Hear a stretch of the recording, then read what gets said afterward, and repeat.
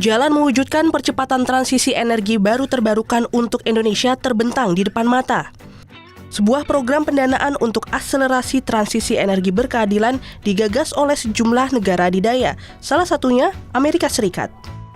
Melalui program Just Energy Transition Partnership atau JETP, dana sebesar 300 triliun siap dikucurkan untuk Indonesia. Pemerintah Indonesia pun berharap banyak pada janji pendanaan tersebut.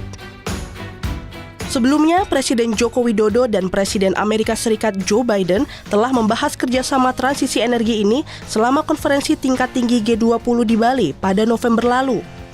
Sejak diresmikan Februari lalu, Indonesia diberi waktu 6 bulan untuk merumuskan rencana implementasi dan pendanaan JETP. Tim Kompas TV datang ke negeri Paman Sam menemui sejumlah pihak yang terlibat dalam implementasi JETP. Asisten Sekretaris untuk Perdagangan dan Pengembangan Internasional Departemen Keuangan Amerika Serikat, Alexia Latortu menyebut, Amerika Serikat tengah menyiapkan sejumlah instrumen finansial seperti hibah, bantuan teknis, pinjaman, hingga investasi untuk pendanaan JETP. We're in the implementation stage, and we need to really have this comprehensive investment and policy plan finalized, and that will be the roadmap against which we can now align money to viable energy projects. So the money is available to be deployed once we have the projects identified. Skema pendanaan berasal dari sejumlah negara maju yang tergabung dalam Grup Kerjasama Internasional IPJ. Dana yang akan dikucurkan dari sektor publik senilai 10 miliar dolar Amerika. Sedangkan sisanya akan dimobilisasi melalui aliansi keuangan Glasgow untuk nol emisi G-Funds sebagai sumber dana dari sektor bisnis swasta. Ada 5 area investasi yang tengah disusun pemerintah Indonesia dalam rencana kebijakan investasi komprehensif JETP. Beberapa di antaranya pengembangan jaringan transmisi, pensiun dini pembangkit listrik batubara, dan akselerasi pengembangan sejumlah energi baru terbarukan. Namun, jelang penyelesaian dokumen rencana investasi JETP, suara sumbang terhadap realisasinya bermunculan. Manajer kampanye iklim dan energi Greenpeace Asia Tenggara, Tata Mustasya, menilai JETP justru berisiko menambah beban utang bagi Indonesia.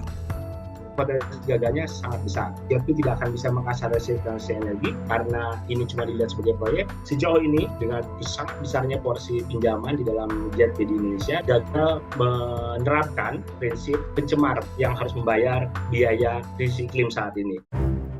Kepala Sekretariat JETP Edo Mahendra merespon, skema utang dalam investasi merupakan hal wajar, termasuk dalam implementasi JETP.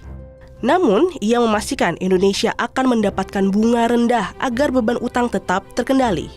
Seandainya tidak ada JETP, apakah itu berarti investasi kita, kegiatan investasi kita di bidang energi terbarukan itu berhenti?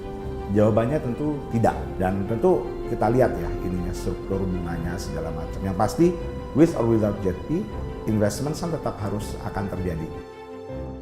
Sementara itu, pimpinan program solusi energi global untuk Indonesia dari Net Zero World Initiative, Bruce Hamilton, yakin JETP akan berjalan sukses di tanah air.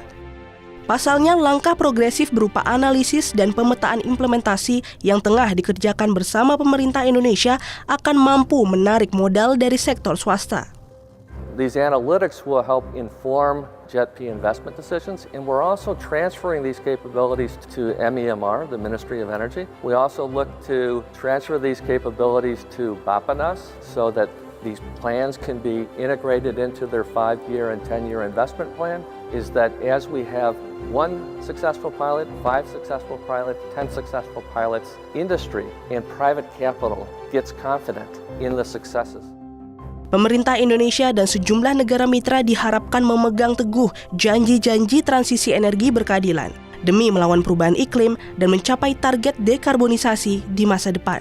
Adinda Kusumo, Roy Ilman, Kompas TV, Washington DC, Amerika Serikat.